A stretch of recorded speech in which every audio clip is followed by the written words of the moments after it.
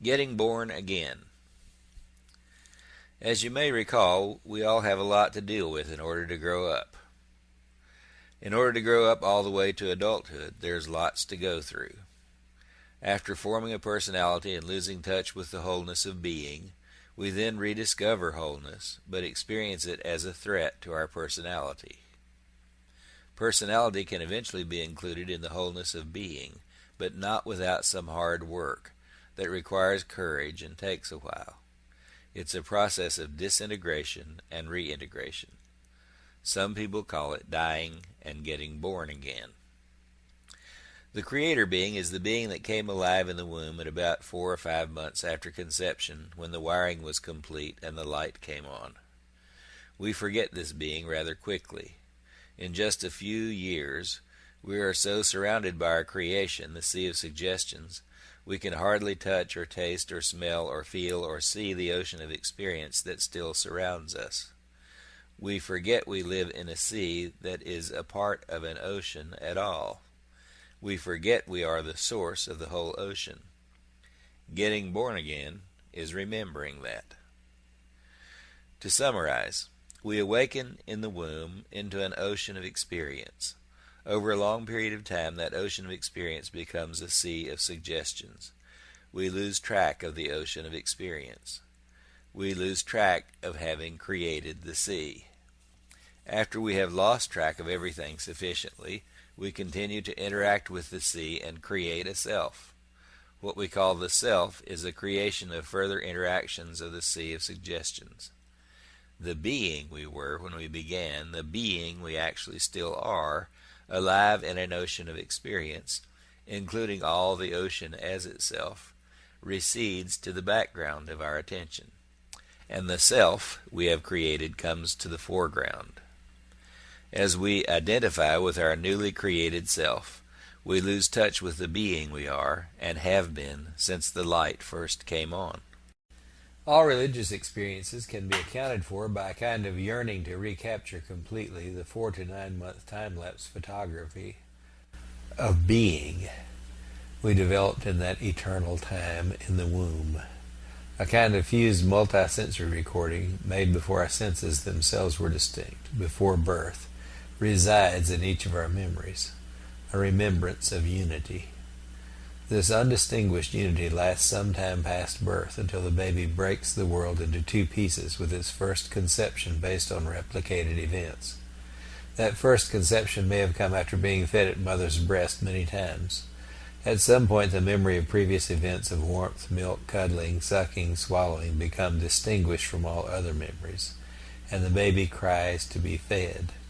At that point, if the baby gets fed and remembers it, the next time the baby is hungry and cries again, he or she enters time and a life of increasing distinctions. The global world of experience becomes divided into feeding events and non-feeding events. The unity we all search for, the peace that passeth understanding, and the looked forward to heaven and reunion with God, is a vague but all-pervasive memory of a time of bliss, yearningly remembered from the past, and longingly projected forward to the future. This yearning for something that can't quite be remembered in the way we usually remember is constantly triggered by the ever-present background experience of being. When we close our eyes and cover our ears, we can hear our own heartbeat and hum. It simulates and stimulates remembrances of times past that can't be conceptualized. From thee we come, to thee we go. There's a Zen story about 2 fishes arguing about the existence of the ocean. The first fish says, "It's all around you. You're surrounded by it. You're surrounded by water. You have lived in water all of your life." "Show me. Prove it. Where is this ocean?" the second fish demands. This difficulty in being aware of the perpetual, continuous, taken for granted sustenance of being is that it has been there since the light first came on. We have nothing with which to compare it, no measure of its existence. The ever-present ocean of experience has no inside or outside. Inside us and outside us are both inside us. Who we are is the being within which occurs that experience we call inside our body, and that experience we call outside our body. More accurately, we are the inside and outside experience itself, happening. We learn inside and outside an eternity after the light first comes on, because then we had no concept of time, and years after we are born. It takes an eternity plus a couple of years before our minds distinguish inside and outside. The mind is the sea of suggestions we learned as we grew. The mind is born out of the indefinable ocean of experience we first were and still are.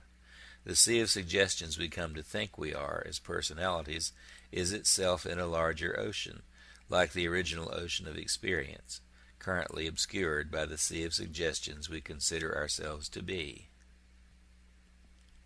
To be whole, we must recontact the being we are and were and evermore shall be until the end of each of our times. That being is the creator being, the background hum that keeps us cooking, the basic circuit board, the baseline buzz. The cognitive facilities of the mind are a secondary development for steering, not the primary driving force of life. Minds are developed and lead us away from the experience of being, and religious practices were developed to get us back to it. All religions were developed to help us get back home to the hum we started with. Meditation, sitting quietly until the mind settles down, brings a sense of wholeness. I believe the primary value of meditation is that, while meditating, we reunify the memory of our first sense of being with our current breathing, heart-beating, sensate, present tense experience of being. Being a living being, knowing in our bones that we have been being for some time, is the heart of who each of us is. We are beings alive behind the mask of personality. Sitting in the zendo, a place of meditation, that is what we find when we let ourselves be. Marilyn Ferguson, for years the editor of Brain Mind magazine and author of The Aquarian Conspiracy, says, quote, "Those who want direct knowledge, the mystics, have always been treated more or less as heretics. Now the heretics are gaining ground. Doctrine is losing its authority, and knowledge is superseding belief." Close quotes. Mystics are people who rediscover experience. Belief is the sea of suggestions about who we think we are. The path from doctrine to knowledge is a development beyond doctrine. Psychotherapy was invented to try to keep body and soul together, to help us not mind being all the time, and to not be minding all the time. In the course of growing to adult size, we all have to learn the rules and roles. In order to do this, we forget, subsume, take for granted, ignore, or drop consciousness of our essential being. The path to the good life leads on further than childhood moralism, but a lot of people don't go that far. The path from doctrine to heresy is a natural growth, a natural evolution, a transition from one level of maturity to another. Very few of us stay on the path, however, because we get so damaged by those who teach us doctrine. We become so filled with hate, and so embroiled in arguments and entangled in the web of our minds that we stop growing. With rare exceptions, up until and including the present time in history, this has been the case for all human beings. We can no longer afford the luxury of waiting for what might naturally evolve over time, a way to not damage all the children so badly. We are in danger of damaging ourselves to death. The problem, formerly serious, has now become critical. The sentimental, idealistic romanticism of deeply felt religious belief, though responsible for the suffering of millions, was relatively harmless until we developed hydrogen bombs and and other world-threatening technology. We can no longer afford to sit around in groups together and indulge in a tearful remembering forward of a forgotten, hoped-for sense of unity at the direction of various priests and patrolmen who would have us gear up to attack other groups doing the same thing. We must grow beyond where human beings were for all of these years of recalling and hoping for paradise. Because of the various doomsday scenarios for the fate of the earth, we must make a sudden advance in consciousness, or we will perish. Unless more human beings expand who they consider themselves to be, by re-including what they excluded when they grew a personality, unless more of us grow beyond the ignorant provincialism of adolescent moralizing, the game is over. Like rats behind the Pied Piper, we will follow our leaders off the cliff and back into the sea forever. Part 2. The Mind. Chapter 3. The being becomes dominated by the mind. Children guessed but only a few, and down they forgot as up they grew. E. E. Cummings. Children lose their innocence from being repeatedly hurt in the natural course of life, even if they do not have abusive parents. If the adults who surround a child are intent on teaching them, the open innocence of childhood is even more quickly obliterated. Hatred is passed on from generation to generation through what we teach children for their own good. The survival and progress of mankind has occurred through the learning of little children. The brainwashing that human acculturation is, concerning who we are and how we should behave, gets transmitted to the new member of the culture as he or she grows from birth to adolescence. Most of this occurs unthinkingly. We just somehow know how to raise our kids, based on our memories of how we were raised. We know what we should teach them, based on our memories of how we were raised. Our resolves to be like or not be like our parents, or to have our kids turn out like us or not turn out like us, have very little to do with the full cultural programming that we use when we raise our children. It's in the nature of human beings to learn to abstract and generalize more and more as they grow older. In any group of people, minds grow that way. The group encourages and supports certain perspectives, and that's what a culture is. The more forcefully certain points of view are inculcated by any given set of parents and other teachers, the more hatred is built into the character structure of the acculturated individual, who then passes these taboos and resentments on to the next generation. Parents, out of a confused mixture of fear, love, and anger, try to care for children the best they can, using the mindsets they've been given by their own parents. They constantly warn their children to be careful, do this, don't do that, and watch out for a dangerous world. The results for millions of us have been tragic. We have been taught to be paranoid and guarded in life as our parents' way of trying to ensure our survival after they're gone. In turn, we attempt to convince our own children of the correctness of believing in the rules of safety so they will act according to the principles we teach them. We teach them how to be good according to our morals, then to believe in moralism, then to moralize. It's important to us to stringently dictate protective rules and to instill faith in the necessity of rules for control of self and others. In our present culture, we're changing our minds a little bit about the use of rules. The change is very difficult for us. I've been witnessing the beginnings of this change, and later on in this book I will tell you some stories that reflect this change. This book is itself the result of our culture slowly changing its collective mind. How tenaciously children and adults cling to the values, beliefs, abstractions, and generalizations they learn depends on how disturbed they are at the time the learning occurs. The amount of displaced anger, grief, sexuality, or joy being suppressed at the time has a big effect on both what they learn and how they learn. In any given culture, the brainwashed ones who fit in best, lawyers and teachers, assume much of the leadership. As a culture burns out or fails to renew itself through change, its educational and political leaders are often the least creative members of the society, ones who cling hysterically to old methods simply because they once worked. The best people in a dying culture are the ones who are considered outcasts and crazy by the leaders, the ones most disillusioned with their own culture. In Yeats's phrase, the best lack all conviction, while the worst are full of passionate intensity. Intense emotional attachment to any value, any virtue, any set of shoulds is a disease, a mental illness, a condition of self-murder and cultural assassination.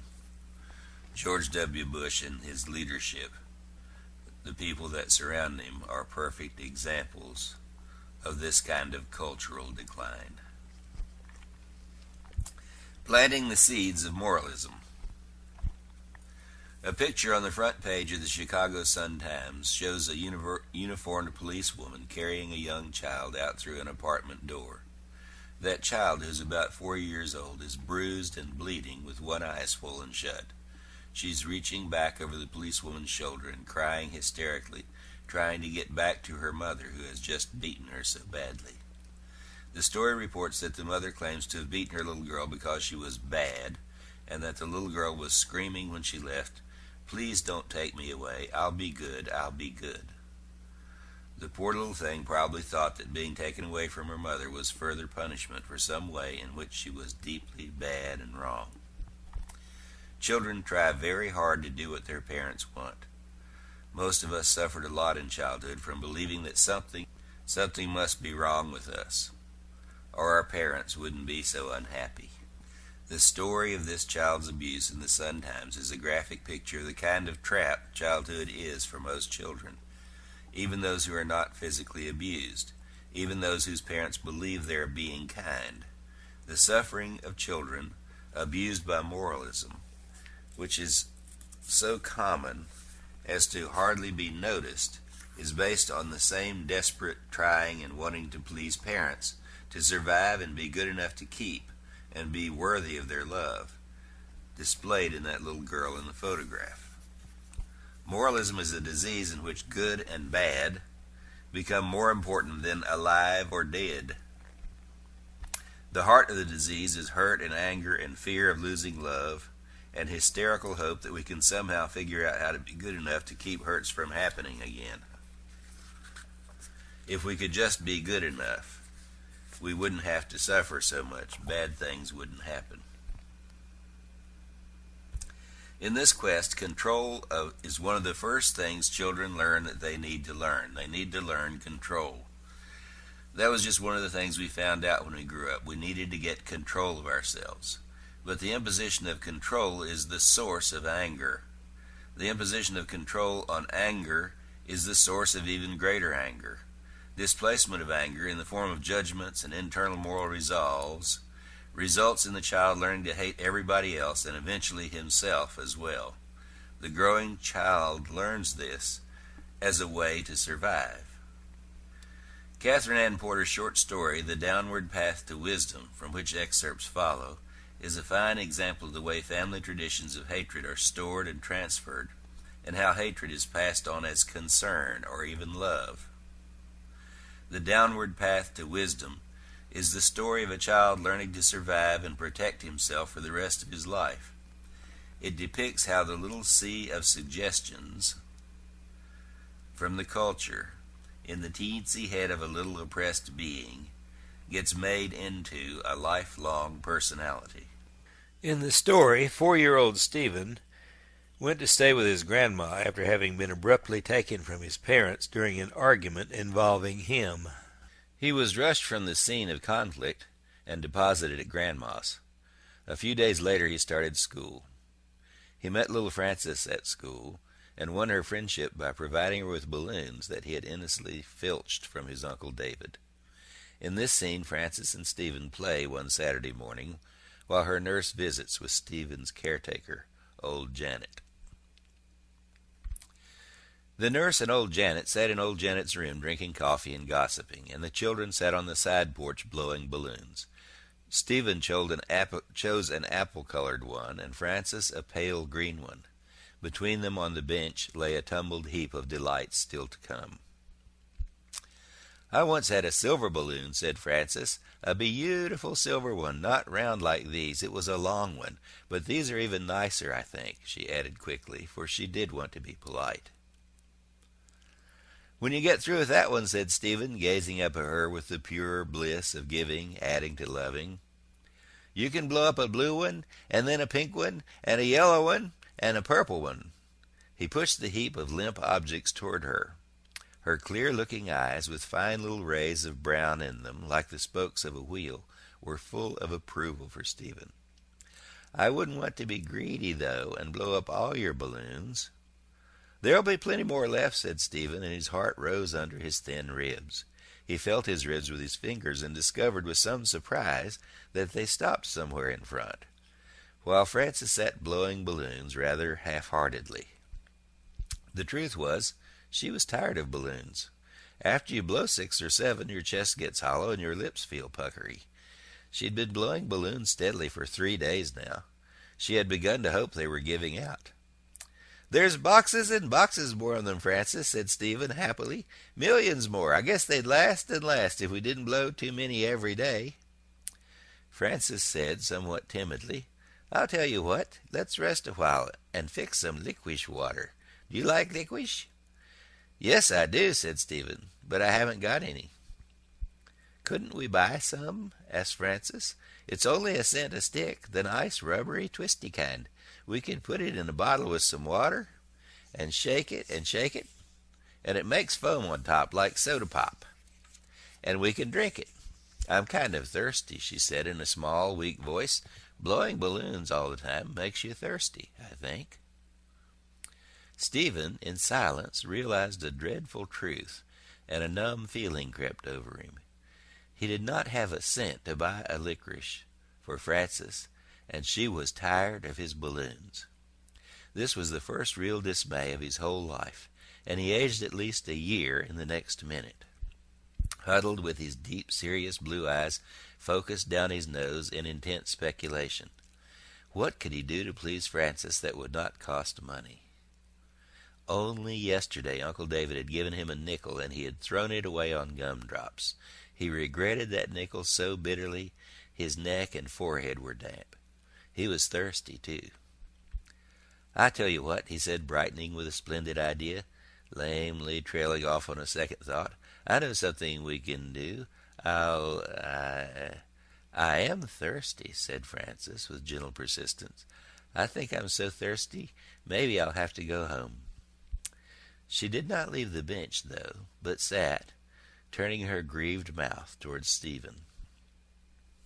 Stephen quivered with the terrors of the adventure before him, but he said boldly, "I'll make some lemonade. I'll get sugar and lemon and some ice, and we'll have lemonade." "Oh, I love lemonade," cried Francis. "I'd rather have lemonade than licorice." "You stay right here," said Stephen, "and I'll get everything." He ran around the house, and under old Janet's window he heard the dry, chattering voices of the 2 old women whom he must outwit. He sneaked on tiptoe to the pantry, took a lemon lying there by itself, a handful of lump sugar, and a china teapot, smooth, round, and with flowers and leaves all over it. These he left on the kitchen table, while he broke a piece of ice with a sharp metal pick he had been forbidden to touch. He put the ice in the pot, cut the lemon, and squeezed it as well as he could. A lemon was tougher and more slippery than he thought, and mixed sugar and water. He decided there was not enough sugar, so he sneaked back and took another handful. He was back on the porch in an astonishingly short time, his face tight, his knees trembling, carrying a pitcher with iced lemonade in it, and his grandma or old Janet might walk through the door at any moment. "Come on, Francis," he whispered loudly. "Let's go round to the back, behind the rose bushes, where it's shady."